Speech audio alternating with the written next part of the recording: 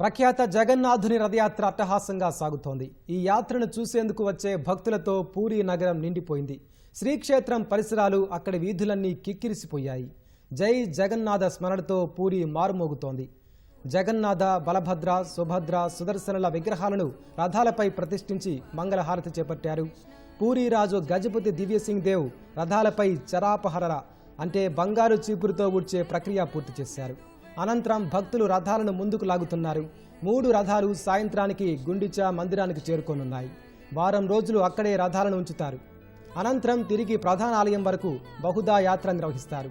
10 రోజులు సాగే రథయాత్ర ప్రశాంత వాతావరణంలో నిర్వహించేందుకు ఒడిశా ప్రభుత్వం కట్టుదిట్టమైన ఏర్పాట్లు చేసింది. భక్తులకు అసౌకర్యం కలగకుండా అన్ని ప్రభుత్వ విభాగాల సిబ్బందిని మోహరించారు.